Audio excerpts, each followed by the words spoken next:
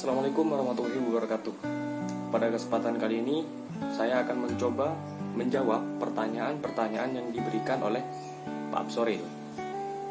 Dan untuk mempermudah saya dalam menjawab pertanyaan, di sini saya memilih salah satu contoh destinasi wisata yang ada di Sumeneb, yaitu Museum Keraton Sumeneb.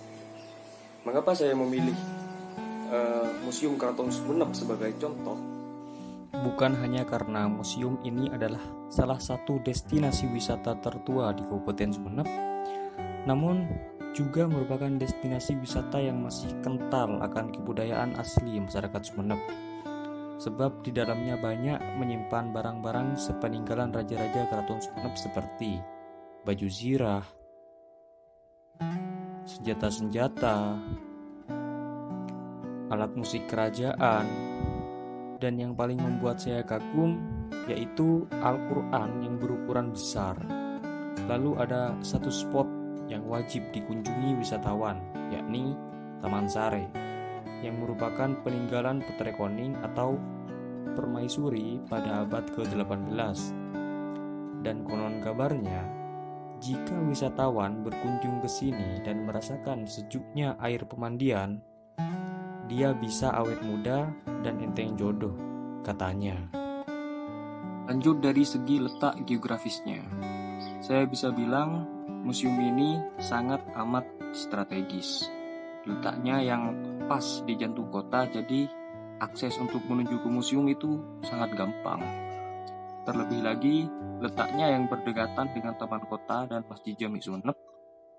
Jadi wisatawan setelah selesai mengeksplor seisi museum, itu bisa lanjut duduk-duduk santai di taman kota, dan jika sudah sampai waktu sholat, bisa langsung sholat berjamaah di Masjid Jami Sumeneb yang merupakan salah satu masjid terbesar dan tertua di Kabupaten Sumeneb.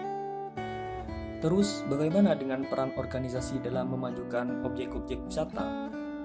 Ya, tentunya dalam hal ini yang paling berperan adalah organisasi pemerintahan. Dengan mengadakan program Visit Sumeneb di tahun 2018 lalu, tidak lain bertujuan agar bisa menarik para wisatawan dari luar Madura, bahkan luar Jawa, untuk berkunjung ke Sumeneb. Bapak Sufianto, selaku Kepala Dinas Pariwisata di tahun 2018, beliau berkata bahwa seluruh organisasi perangkat daerah ikut serta dalam mensukseskan program ini.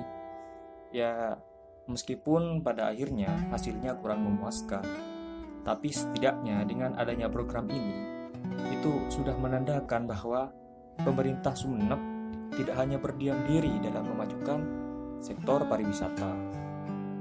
Dan yang terakhir adalah pelaku dan pengelola objek wisata itu sendiri. Dalam hal ini, sumber daya manusia dari masyarakat Sumeneb sangat dibutuhkan dalam mengembangkan objek wisata. Misalnya, seperti yang terjadi di Museum Keraton Sumeneb.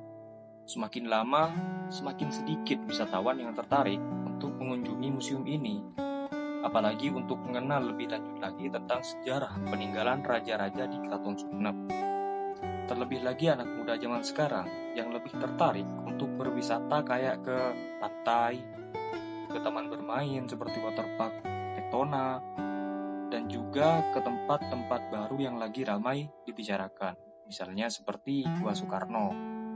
Bukan hanya karena tempatnya yang keren, tapi juga kekinian, karena memang sudah menjadi kebiasaan anak muda zaman sekarang, jika pergi ke destinasi wisata, itu mereka tidak hanya ingin menikmati tempatnya, namun juga ingin mengabadikan momen dengan selfie maupun foto bersama dengan teman dan keluarga, yang selanjutnya akan mereka unggah di sosial media mereka. Jadi peran pengelola di sini sangatlah penting. Seperti yang saya katakan tadi bahwa minat wisatawan, khususnya anak muda, untuk mengunjungi dan mengenal sejarah Keraton Sumeneb sudah mulai berkurang. Maka dari itu, dibutuhkan sumber daya manusia yang bisa mengelola dan mengembangkan Museum Keraton Sumeneb ini agar bisa mengikuti zaman dan menarik perhatian anak muda, seperti disediakannya spot foto yang istilah sekarangnya itu spot foto yang instagramable gitu. Dan sebelum saya menutup video ini, saya ingin menyampaikan sesuatu. Berhubung sebentar lagi Sumeneb akan mengadakan namanya pesta demokrasi, yaitu pilkada. Saya berharap siapapun nanti orang yang terpilih untuk memimpin Sumeneb 5 tahun ke depan, saya harap orang itu memiliki rasa kepedulian yang lebih terhadap destinasi-destinasi wisata di Sumeneb, baik itu di perkotaan maupun di pelosok-pelosok. Ya, mungkin itu saja yang bisa saya sampaikan. Kurang lebihnya mohon maaf.